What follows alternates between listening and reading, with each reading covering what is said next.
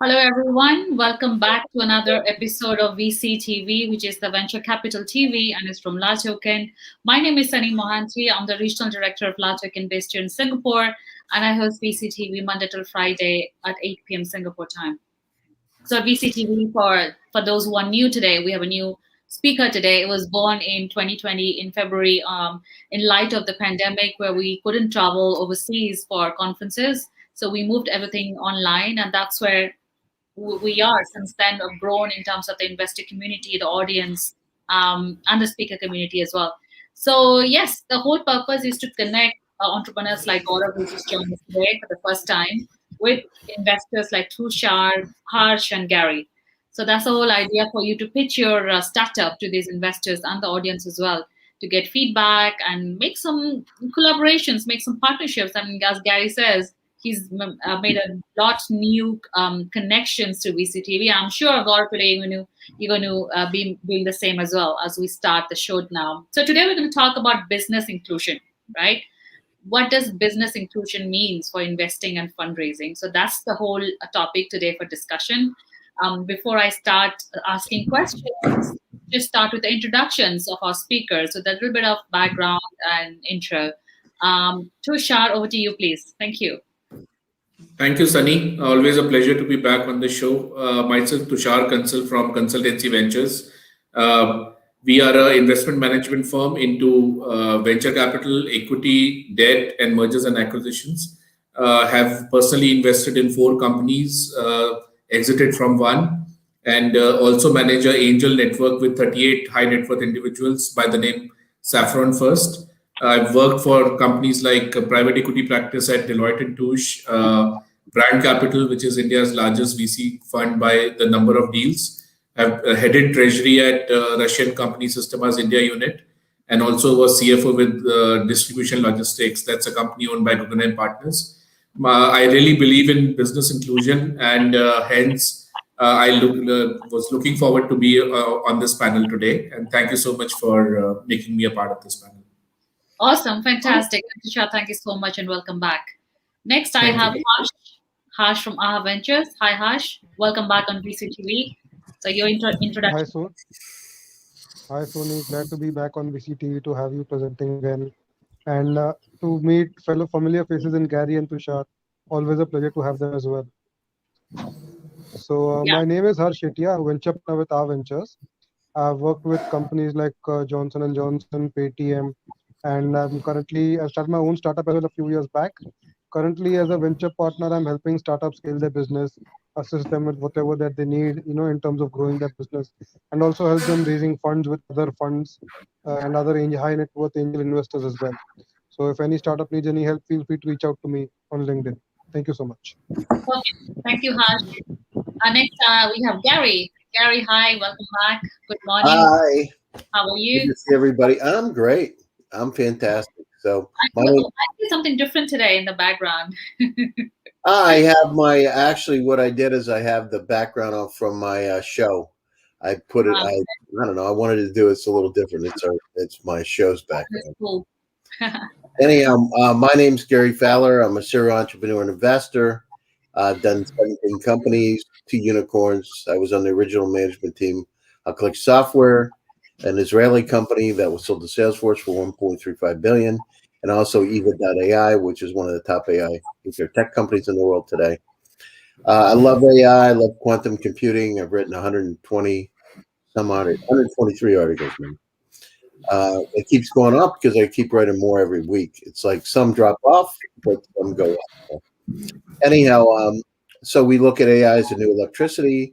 We create companies through GSD, Get Shit Done Venture Studios, my venture studio. We look at companies around the world, working with them to take them through Silicon Valley to create more unicorns. We love it, and it's great to be here on CTV. It feels like family hour when I'm here. Family hour. My That's friend. It's basically family hour. Absolutely rightly said. So we have a new addition to this family, Gaurav. Gaurav from Gurgaon. We just had a bit of a discussion before we went live. Gaurav is going to be pitching today. He's going to share his startup today. So Gaurav, a little bit of intro before we start the questions for the session.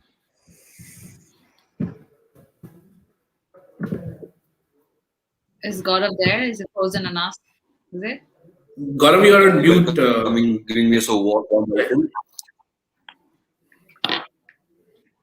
Yeah, you are fine. You are Right. Am I fine. audible now? Yeah, Yes. yeah. Right, great. So thank you so much, guys, for the warm welcome, and it's good to be part of a community. Being, looking at forward growth. It's been two decades I've been working in the BPO BPM industry. I work with companies like Make My Trip, Yatra. I work with Circo Intelligent Global Services, manage the portfolio and the span of control of about 3,000 people myself. Then it's been the first venture which I started about 2.5 years ago. That's pretty small and it about me. Looking forward to speak more and understand and learn from you guys. Perfect. Thank you, Gaurav. Gaurav, and welcome to VCTV. You're going to have a lot of fun. Thank you so So, much. fantastic. So, talking about business inclusion in terms of investment and fundraising. So, how does business inclusion affect corporates and their bottom line? So, let's start with Tushar. Yeah, thank you. Thanks, Sunny. We live in times when there has been a lot of intermingling and a lot of to and fro of different communities across borders, across geographies. We live in a diverse uh, globe, and because of the technology of communication, because of easy access to reaching out to each other through Wi-Fi and internet, it becomes very important that everyone is quite accustomed to working in diverse teams, and this includes inclusion towards minorities, towards women, towards race, gender, towards rich, poor, and so across the board. And there have been studies like studies said that it's a study on Wall Street that executive committees which comprised of at least 33% women had a net profit margin over 10 times greater than companies with no women on their committees. So there's a survey by CFA Institute which found out that 83% of institutional investors value gender diversity specifically, with 55% believing that it drives better performance in investment teams. So, companies which are lacking transparency in this area or trailing their peers in terms of diversity, inclusion, they see negative impacts in their long term competitiveness, brand reputation, or financial condition. And this is how this whole aspect of business inclusion has come to the forefront. We find that regulators and governments across countries have formed laws and regulations around this aspect, and increasingly more and more diversity is being found across corporates in general, and specifically with regards to today's topic, which is about business inclusion in investing and fundraising. So we find that the several large investment funds are more diverse than they were a decade back or 2 decades back. Fantastic. Thank you, Tushar, for that opening remarks. Next, I have Gary. Gary, with the same question: how does business inclusion affect corporates and the bottom line? Yeah, so I mean, we look at it, and I've said this a long time. So one of the challenges with startups around the world is you really need to have intergenerational teams also. And by that, what I mean is you need to have the people with the gray hair because they've got the experience, especially today with the pandemic, because credibility is really, really important. And it's hard if you haven't met people and haven't worked with them before to really get that credibility. So that's door number one. And as Tushar had said, we look at it. The second pillar is really multicultural teams. People from all walks of life, people from all cultures. Why? Because it breeds a much better company, a more resilient, a stronger team. And the third pillar is we look at these decentralized teams that can really contribute from everywhere, because you have a cultural diversity, but you need platforms like Zoom to be able to communicate today. And in that third pillar, we look at remote workers, right? How can they collaborate? How can they share their ideas within the team? And actually, how can we help manage those teams better to optimize the performance? In fact, my company, EVA, AI is one of those companies that really helps on the third pillar. So it's a great opportunity, and we've been forced to learn how to collaborate better, how to work better over the last year with this pandemic. It's really changed things dramatically. Yeah. Thank you so much, Gary. I don't see Hers here on my screen. I think we've lost him, unless he's backstage. No, I don't see him. So thanks for those opening remarks. Gaurav, we're going to come back to you in another 20 minutes. So talking about inclusion, so talking about the investor community, how has this business inclusion come to play a role in investors and investment teams? Tushar, let's start with you because I don't see Harsh over here.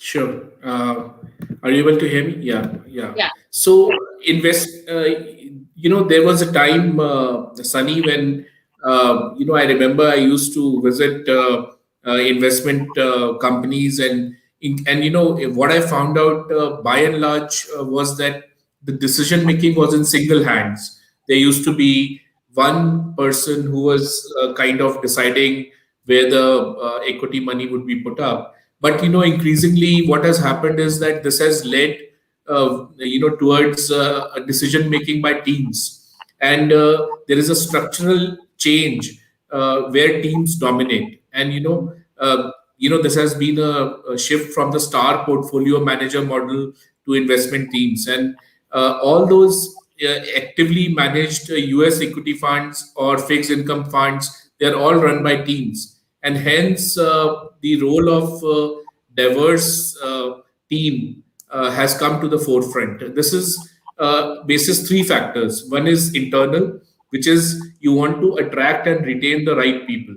Secondly, recruitment and development, giving out benefits in the right manner, compensation, and in terms of learning. From an external perspective, it has meant that you listen to and serve society, you maintain your social responsibility norms, your products and services are aligned with diversity, your marketing is aligned with diversity. We saw like how Benetton markets itself with with the racial opposites as part of the advertisement, and also in terms of supplier diversity. I mean, right now we have supply chains running across Asia, very deeply embedded. More than 60% of the global trade happens through these supply chains in terms of production, products and services, and manufacturing. So increasingly, on an external basis, the company has to deal with diversity, and it is only better that it adopts diversity as a way of life, as a way of business, and also from a ethical and moral perspective, from the perspective of principles on which the company runs, the very foundation. It drives the strategy of the company. So vision, leadership, structure, all these three have to be aligned with globalization, with diversity, with women participation, with equal rights, and that makes it more democratic. And the more democratic it is, the decision making increase, the quality of decision making goes up.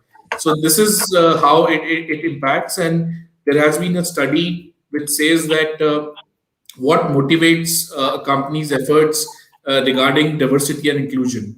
80% said it improved business outcomes, 71% talent acquisition, 52% from an ethical and values perspective, 42% reputation, 28% client demand, and only 6% said it was because of government compliance or intercompany compliance. So this shows that business inclusion across investment teams, across companies, across the investment sector has come to the forefront, and it will remain more in the forefront in the times to come. Right, great points. Like very good points, especially coming talking about leadership team, roles, be it investing or any startup as well. So Harsh is back. Hi, Harsh. We lost you for a bit. So I Yeah, repeat I'm the question.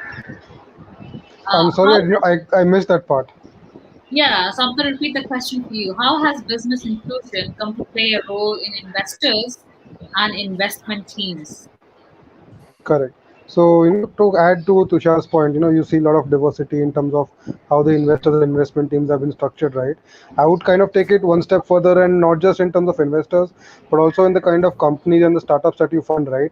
You need to have a lot of diversity over there as well, because diverse backgrounds, they each have their own uniqueness, their own specialty that they bring, right? And today, if you look at it, most startups, the customer segment has become so different and so unique. You cannot have a single company targeting the entire market, right? So even in every category, they will find like five, six major players, each targeting their own customer segment. So we must encourage startups from different customer segments as well, focusing on different customer segments. For example, you might have from different ethnic backgrounds, different religious backgrounds, or different sexes as well. Each has their own approach. You just look at how Bumble scored, right? The Bumble Yeah, IPO which came last week. It was a right. phenomenal example. It was a Absolutely. phenomenal example that if given the opportunity, we can see a lot of progress happening. And additionally, the bigger benefit is it also improves the overall economy of the community, right?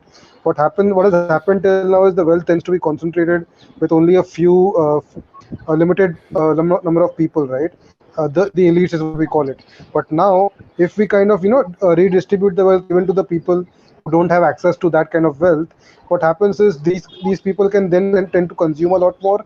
They tend to drive the economy further, and this further leads to business growth. So it's like a complete cycle of driving the economy.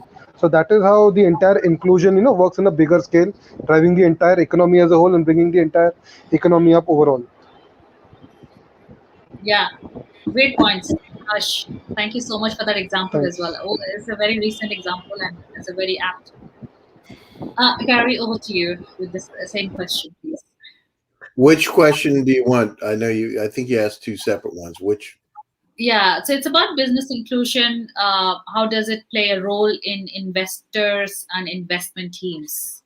Yeah. Okay. So I mean, it's so as we said, we look at now we've got an entirely different way of looking at business. We're looking at companies from all over the world because of really the democratization of opportunity.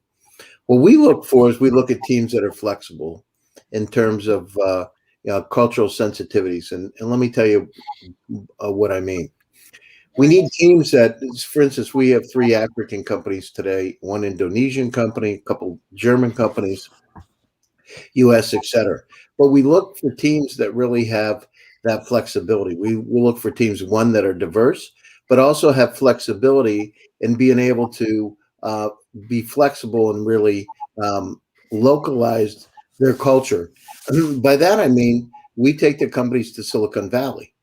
And so if you're a company, for instance, from Rwanda and you're coming over to the Valley, how can you really adapt in a very positive way to that cultural shift? And we call it assimilation, and we use really a two-step process. One is our lab, our GSD labs, and the other is to become a GSD portfolio company. It's not an easy process, but that's really where those companies win. So not only are we looking for that intergenerational, multicultural diversity, we're looking at how flexible those companies are to be able to really adapt to these new environments, because that adaptation, that assimilation is critically important if you want to create a unicorn. Click Software, which is a company that we brought from Haifa, Israel, over to Campbell, California, a number of years ago, we had the same kind of challenges, right? Bringing it over and really adapting to the culture in all kinds of different ways. So that, from our standpoint, is the final step. Can that company be flexible? Can that company adapt? And do they have all those elements inside of it? But if they have the elements and they can't adapt, that's not going to be a win. It won't be a unicorn. Great points, Gary. Besides being a unicorn, what else needs to be done? Thank you so much. I think we're done with that question. Next question I have is how has the financial inclusion panned out across the globe in developed and emerging economies? And I would like to go first to Tushar with this question. So, Sunny, these are actually questions which have a cultural connotation. So, there are various cultures where there is a defined role of a woman, and the way they see men in society, and the way how your religion is, what it teaches, and how it translates practically into your way of life, your way of living. So we have, even within Asia, there is so much of diversity. We have very different, the way Chinese and the Confucian countries like South Korea, Yeah. Japan, and very different with the Indo-Chinese areas like Southeast Asia. And India is again so culturally different. It's difficult to define a single way it will behave. And Middle East is different as sense. So basically, what I feel is that because a lot of these countries, they were initially led by dynasties. So that's why, because of the dynasties, a lot of women came out in the front. I mean, the world's first female prime minister was from Sri Lanka, and it is quite surprising. So it was because it was part of a dynasty. So and with the current vice president in the US being a woman, so all these things, they serve as very good examples across the board, and they motivate others to come in front and take the rightful place. What I feel is that an organization's most pressing need is related to professionalism in the diversity and inclusion space. Because while recruiting, developing, and retaining a diverse workforce, that is very important. Leadership and accountability is important. Strategy and vision for diversity and inclusion is important. And measuring success in terms of those impact goals is important. And communicating companies' stance towards the society in impact in business inclusion terms is important. And communicating the same through the products and services is important. So all these factors, they make it a must for business inclusion to be practiced amongst the, specifically the fundraising community Yeah. and the investment community. I work very closely with a accelerator based in Middle East called Vitality. It is a women focused accelerator. Similarly, we have women focused accelerators here in India as well. So just talking about this whole region as such. So there has been an explosion in support for businesses which practice these business inclusion factors, and I foresee that this trend will only continue. Me personally, I have handled a lot of mandates which had business inclusion themes. I've raised millions of dollars for these companies and continue to believe in them, continue to support them. And along with my investment partners, we are always bullish on companies which maintain these criteria. That's great to know, Tushar. We have a lot of women entrepreneurs and entrepreneurs of color in within LATOKEN as well, community VCTV community. So we'll be happy to connect with them as well. Thank you, Tushar. Thank Harsh, you. over to the same question. Sure. So to kind of add to Gary's point, right? He mentioned how he is helping startups across the world, from developing countries to set up their operations in Silicon Valley, and how they can expand across the world, right? I'm trying to do something similar, particularly for Indian startups, to get them access to international markets, international funds. That is why I'm reaching out to multiple players like this. Additionally, if you look at it, even within India, India is a hugely different market as well, right? You look at the metros, the tier one, tier two cities, they have a different universe altogether. And then you look at the small towns and the villages, they have a completely different universe altogether, right? So when you look at the financial inclusion side of it, just about till about 5 years back, most of the people in the towns and the villages, they still didn't even have a bank account with them. This is after the government of India's initiatives to kind of digitize them, to create with the Aadhaar account, give them the micro banking accounts. And with all those initiatives, we finally have brought those people into the economic stream. and we are seeing the benefits of that, where the economy is constantly growing by adding them into the official economic system. So that is what we need to do. We need to give more opportunities, to the people who still don't have access to that, those kind of services, those kind of facilities which people in the metros and the tier ones, they kind of take it for granted. I'll give you an example of several startups who come to pitch to me. Those startups are so lean in operations, and they are executionally they are brilliant. And with only slight tactical polishing, strategic polishing, if you can guide them, mentor them, these guys can easily compete with the top startups in the metros and the tier ones. All that they need is some support over there. So that is why when I see these pitches coming from small cities like Indore or Bhopal, or some towns even like Ramnagar in Rajasthan, people might not even have heard of those. But I see these innovative ideas, and it really motivates me to see how much entrepreneurship is spread in India, how deep rooted it is in India, and people are trying to make a difference and get them a better life for themselves, for the people around them, and their next generation. So financial inclusion is definitely the way to go to kind of ensure that those people are uplifted and brought up to the next level. Yeah, I mean, Harsh, I really like the fact that you said all those remote places of India that we may not have heard of, but there are entrepreneurs with great ideas, and people like you, they need you, right, to bring them to the limelight and to the focus. Great job. Thank you so much. We do have a question from an audience. Can we take that question, Hashmit? Sure, absolutely. Hashmit, can we take that question, please? Okay, never mind. Oh, okay. Is that the question? Do you speak at conferences about diversity and digital assets? Oh, wow, that's a very uh, what's that? What's the connection between diversity and digital assets? So I can answer that. So basically, Gary was talking about Mr. Khurram Shroff, who holds $50 billion worth of bitcoins. He's a firm believer in women inclusion, and he has been running a campaign to get women into crypto related businesses and Ah, crypto related investing. And ah, there are 1,000 people in the world who hold 40% of bitcoins, and yeah. these people, they form the market. And if these people come out and support, I remember Elon Musk did a very famous thing. He said that if anybody wants to work in Tesla, he doesn't require a college degree. This was like shattering the ceilings. And US government also subsequently followed it up by saying that the degrees are not required, because in today's day and age it is about skills, and all the content required to upskill or cross skill yourself is available on the internet for free.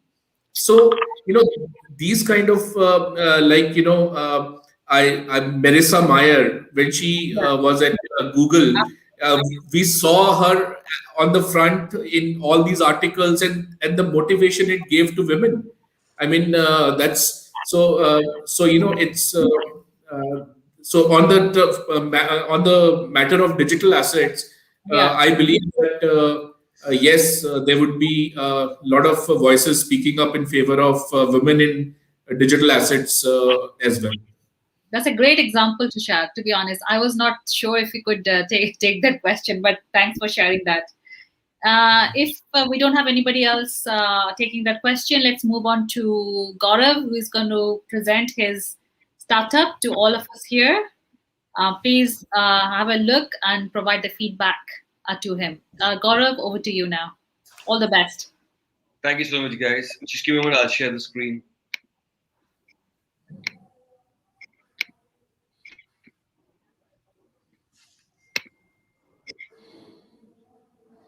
Yeah, Hi, we can see hi it. everybody. Everybody can see that screen? Yeah. Yeah. Yeah, great. Hi, guys. I'm here to pitch for an impact opportunity for investment. We are an intensity impact organization focusing on social impact. And after working for 2 decades in the BPM industry, I personally plan to give back to the community in the area of expertise and be profitable as a company too. So, we've been into 2 decades into BPO. So we started this venture about 3 years ago. What we do particularly is we hire employees and, human resources, human capital from economically weaker section of the society who have household income annually close to about 2,500 to $3,000 USD. We as a company create job opportunities for those human capital or employees available in tier 2, tier 3 cities of India. We train them, we uplift them, we bring them the skill set which is required as per the requirement of our clients and processes, if you talk about. So that's pretty much a little bit about the nature of outsourcing market.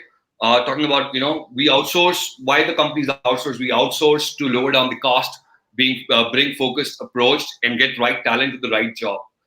With the last year being the worst year of all the businesses and humankind, the large corporations have to rethink the strategies to cope up with the businesses loss and maintain the run rate deficit, which is roughly approximately about 25 to 30%, which means the companies will look to outsource at lower cost to increase the profit margin and to come back to a level which was before 2020, right? So that's where the outsourcing marketing looks like, and we definitely have, bring all these skill set which is required, the reasoning for outsourcing. Coming to introducing Oakville now. Oakville is a transformational impact outsourcing BPO BPM company. We combine our deep industry knowledge and with the technology and business expertise to co-create, innovate, transformational solutions for our clients. At our core, we work with a hybrid model, which lets any human resource work from anywhere, office or home, but deliver the same quality to our customers by having a monitoring tool in place and the team monitoring them in and out. Our disaster recovery module, is it's delivered usually at the time of disruption because of the COVID. We took just about 8 hours to revamp the entire center from work from office to work from home. So that's how we are prepared and well planned for the future and for this as well. Solution, we talk about what we provide to the customer. We cater to the solutions, which is in cost reduction, matching the right talent for the processes, requirement of our clients, improve productivity. So we cater to all these processes in the standard BPM division of the industry. But through the impact route, we're helping people to create jobs. We as a company are creating jobs. Coming to that, our mission is to create jobs and make economical weaker section of our society across the globe self-sufficient, and they can believe in themselves and live a happy life, yet be profitable as a business, as a venture, which I'm catering to. I personally, come from a service background. My entire family is a service background. My dad used to work in a company. I've done 18 years of work experience. Looking at the tough life which, as a family, I've led, I discussed with my family that I want to start an organization in the same industry which I have expertise in and give back to the society. That's the reason I created this Impact BPO organization. And as of today, we are 50% human resource which I have in my company is from marginally sections of the society. 52% of our human capital are women. 75% of our human capital are from economical weaker section across India. We as a company introduce many skill development programs for them, and even if they want to go to any different directions in their career down the line after working X and uplift them, we assist them and write them guidance and assistance to our best abilities to help them grow in life.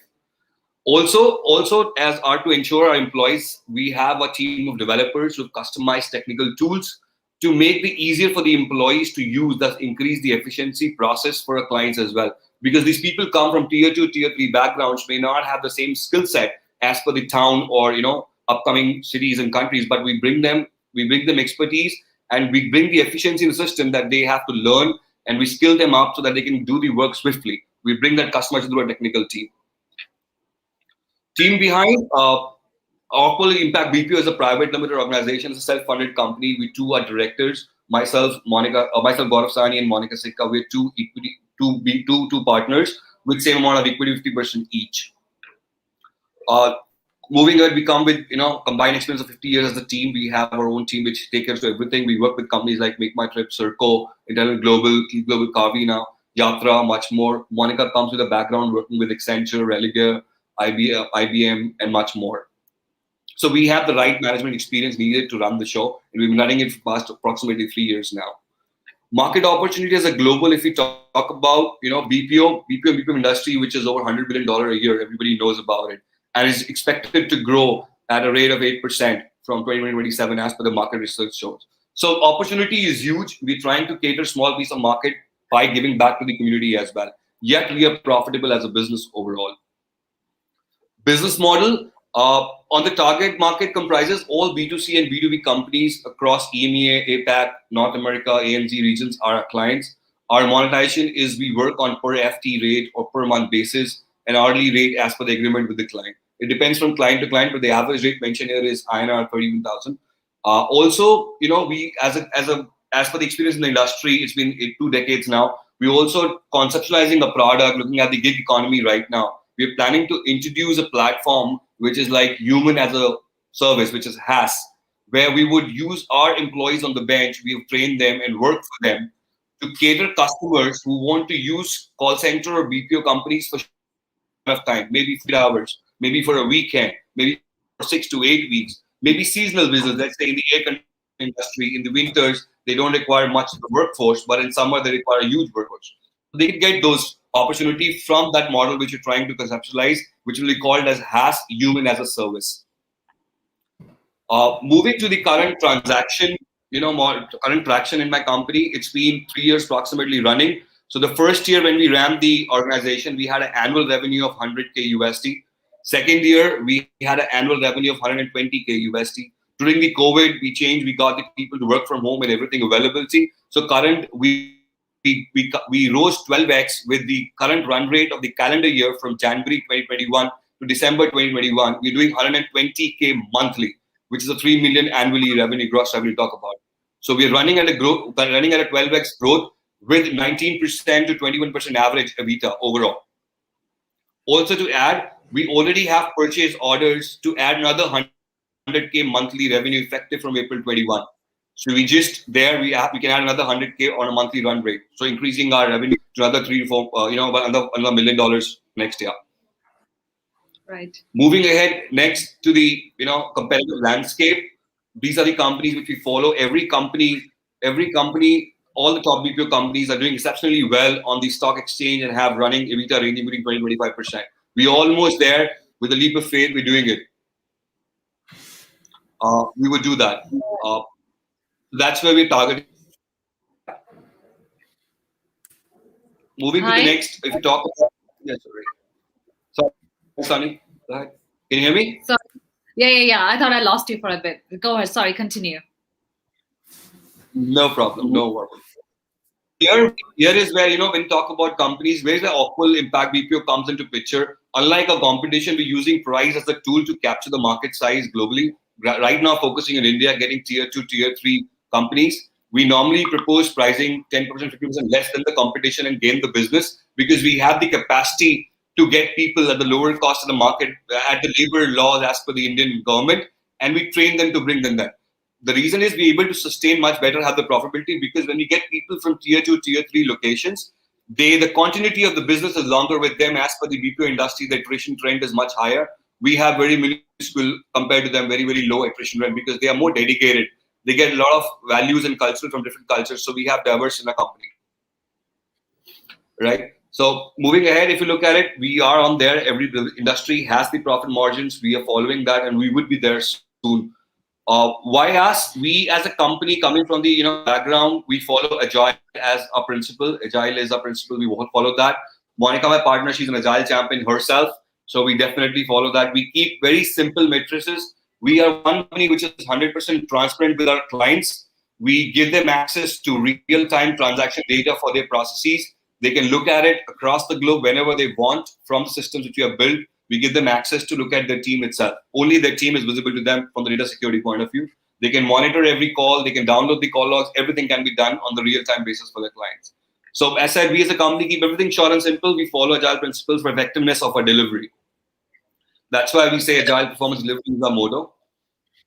Agile principles we follow. We do basic Agile process efficiency, optimization, value stream mapping, customer experience, servant leadership thought process. That's what we look at. We keep our customers first and we keep our employees happy because what we believe is happy employees make our customers happy. So we follow that very strictly in our company. Just moving on to a little bit of traction and projections for the next 5 years. 2021, as said, we currently at 3 million run rate on the calendar year. For the 2022, we'll be roughly hitting around 5 million USD as a turnover. 2023, looking at 15 million as a USD turnover. 2024, 32 million, and 2025, 45 million USD as turnover. So So looking at that growth map, and we have so as said, we already have purchase order for next year. So we're almost there in terms of just need to execute from April 2021. So we are there. My ask for investment is roughly around 820K USD against the 16% equity in my company. The fund allocation which I want to do is, international expansion, 30% to international expansion and team building. We want to go global, take business, and help the communities wherever needed to, give back to society, hire people from tier 2, tier 3 cities where employment is weak, economical weaker section is higher, get diversity in, train them on, and give them work. Some 10% will go to brand and digital acquisition, 30% toward working capital, and 30% toward debt consolidations. That's the fund allocation we're looking at with this money we're coming at. Roadmap, just to give you a quick overview, we incorporated in 2018. 2020, March, we were 23 seats with 86, about 100K, 110K, 20K turnover. USD, 2021, we're sitting at 300 plus seats. Right now, as I speak, it's 400 with 120 USD, 120K USD per month as a turnover, which raises to about 3 million for the year, for the calendar year. Target for 2023 is 3,000 seats with about, 15 million turnover, and 2025 targeting as 45, 50 million turnover. Feel free to, I'm here. That's so much. Thank you so much for hearing me out. I'm ready to answer all your questions. Thank you, Gaurav. I would say great presentation, and yeah. So sharing, you can stop the presentation. Yeah, thank you. Just did in time. Let's take the questions from our investor speakers. I would like to maybe start with Tushar. Go ahead. So, Gaurav, really great presentation. Thank you so much. I have only two questions. The first one is, how is Equal able to meet so many impact goals while growing 12x year on year, and the others are not able to do that? See, talking about impact goals, I come from the industry. We do have pool of resources. When I started the organization, as said, I had a clear indication in my mind that I want to build an impact organization, give it back to the community. So we've already tied up with a lot of schools or a lot of small hubs in the tier 2, tier 3 cities like panchayats and everything, where we keep on going and hunting people, get them on board, talk about them, and get them on. We even hire people. I want to tell you, we even hire people who have not qualified or not even passed the higher secondary, or they failed in the 12th grade exam in India, what we call. But we get, and if they're legal age of working, we hire them, we train them at our cost. So that's how we keep it growing. We are trying to keep the map goal because we plan ahead. So we know our pipelines well. We are very strong in our planning. We do execute well. So we plan a quarter in advance and get the people on board 4 to 8 weeks before. So that's on our cost. We train them for 6 weeks before showing them to the client or improving them to the process. So we plan a quarter in advance. That's why we're able to keep up. We don't wait for the clients to. So at a given point of time, I already have 50 to 60 people on bench who are available, trained for the job. So any process coming in real time, process. Right. Okay. So can I ask Sunny one more question? Yeah, if you don't mind? Go ahead. My other question. Yeah. So the gig economy has taken shape, and I believe you guys have to manage your bench as well. So there is a line you used in the presentation about the gig economy. One thing I wanted to ask about that, and the second thing is, you had mentioned in the presentation that there is an opportunity to buy foreign businesses and offshore their cost centers to India. So if you can throw light on these two things, please. So I will start with the gig economy. Right now, looking at the gig economy, everybody, looking at the pandemic, everybody wants to come and do something on their own, digitalization on the market. Yeah. So what I'm trying to conceptualize is people. I always have people on bench. Minimum is 30 to 50 people on bench. So why to waste the potential? What we do is I'm trying to build a platform. Let's say anybody across the world wants to buy certain hours of BPO service or incoming service or hot calling done. He can book from the platform, and we can use those resources on bench to generate revenue for us and give them income as well. So there are a lot of companies, as I said in the pitch as well, there are a lot of companies which are seasonality business. Let's say logistics company. They require seasonality based or a region based focus, right? So we can give them a lot of 8 hours. Let's say talk about international people want to go only weekends. They want support only on weekends. They only want to do calling for about 4 weeks or 6 weeks. So it will be a subscription based model. That's what I'm conceptualizing right now. But we have a plan to launch that during the mid of this year. We have a tech team for building that platform in house. So we would be able to. So that's how we utilize the bench people and generate revenue from them and give them opportunity to earn as well. Wow, that's Okay. great. And the other question was about you said buying foreign companies. Correct. The second aspect of the growth which I'm looking at is a lot of small call centers across the globe which are available in different parts of the world. The idea of getting the funding and acquire some small call centers and put a footprint across the globe, take the business and run with the relationship, talk about them and move them to the tier 2 cities where skill set is available to train them and move them.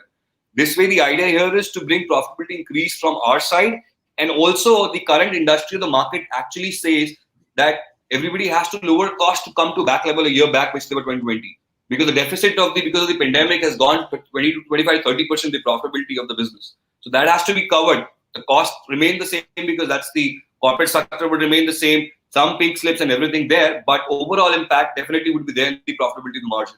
To recover that, every company would require to lower down the cost. How would they lower down the cost? For example, if I'm working in any part of the US right now, the average rate would be X amount of dollars per hour per everything. But doing that, we can bring down the cost, save about 30% of it. Let's say it's $10 an hour average rate. If we can deliver the same kind of cost in about $6.50, $6.25, that's a save to the company, increasing the profit margin, because anyway, call center customer service is always treated as a cost center, not a profit center, unless it is a sales center.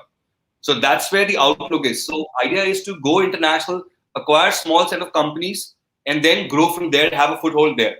Because in dealing in every company, in every country, we need to have an office there, which gives more control towards the customer and more trust from the customer.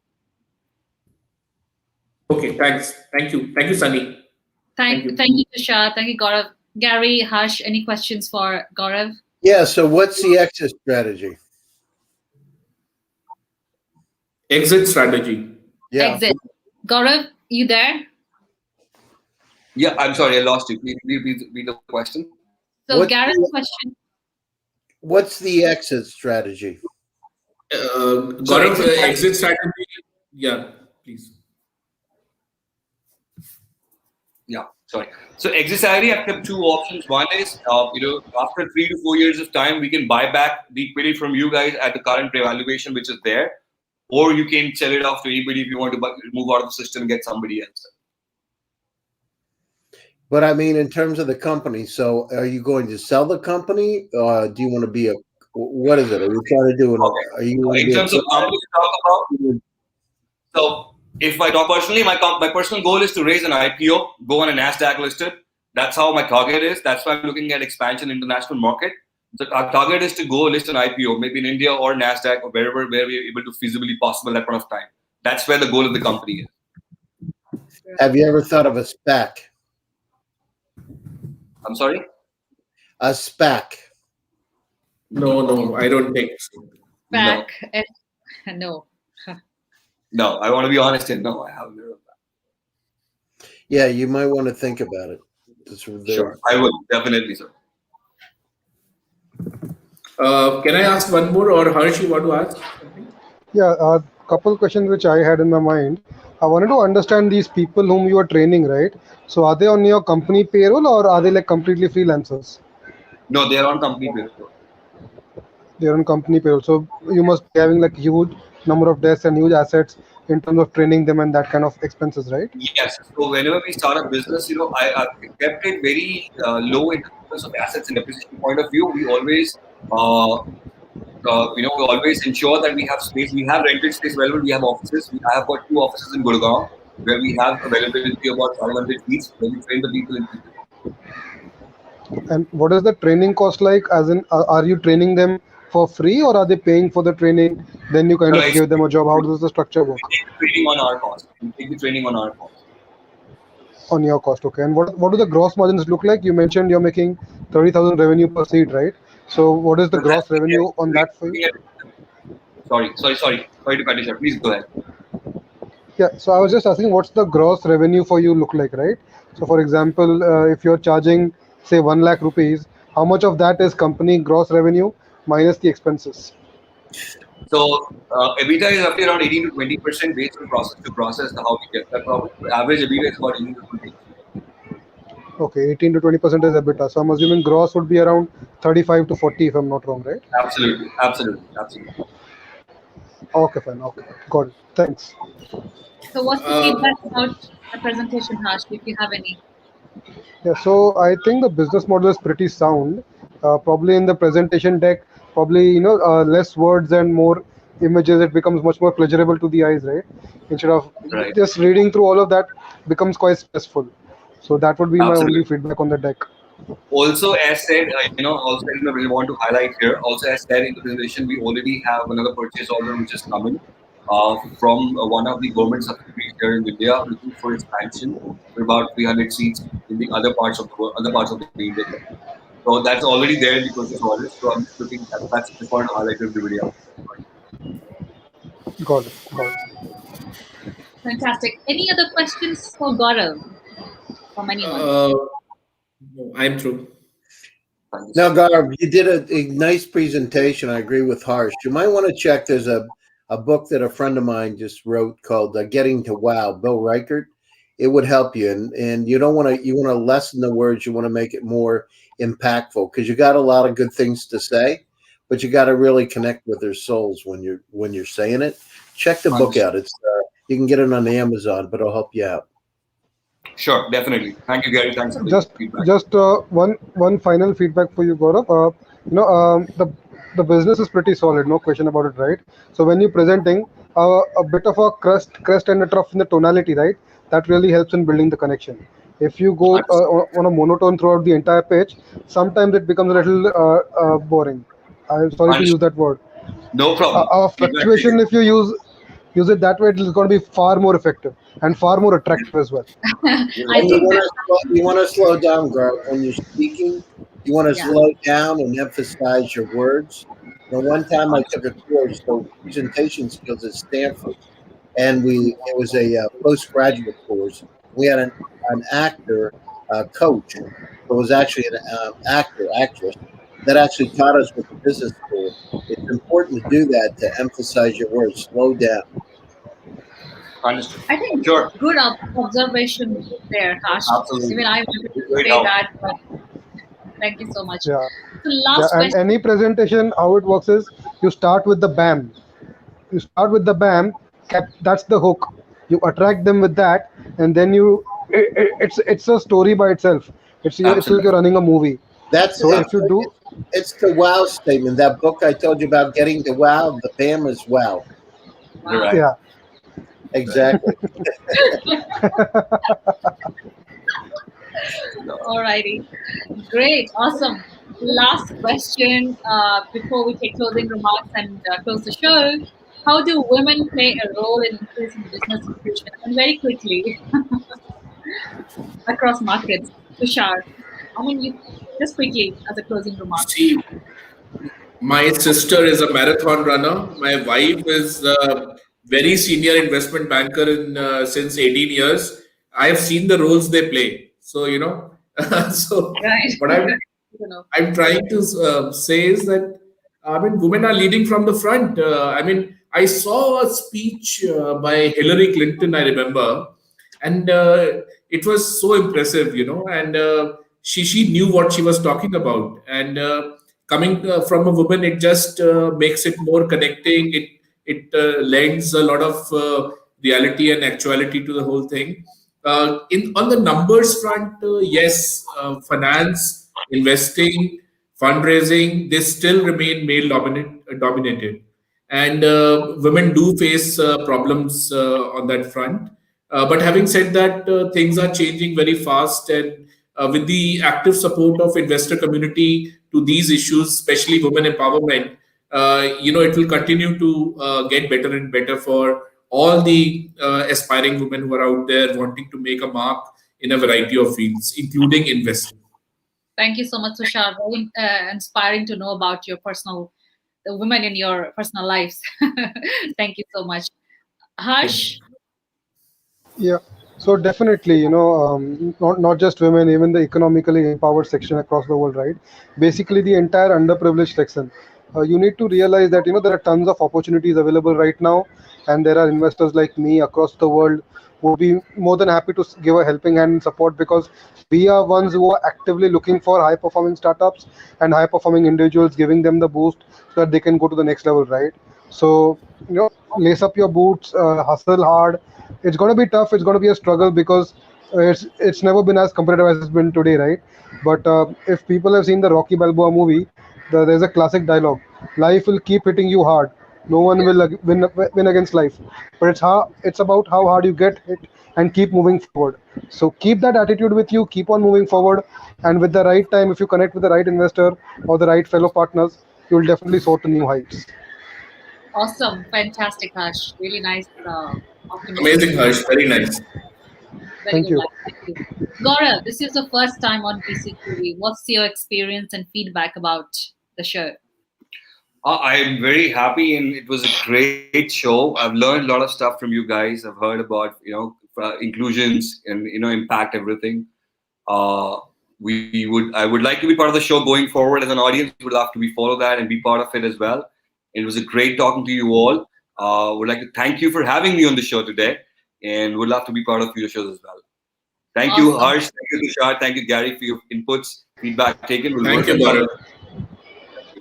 All the Awesome. Thank you, best, Thank Gaurav. you. Gaurav. Thank you. And Thank you, thanks, Gaurav. Ami, for being a great moderator. Sorry. Awesome. My How pleasure. do people reach out to you, Gaurav? You have to tell Yes. that.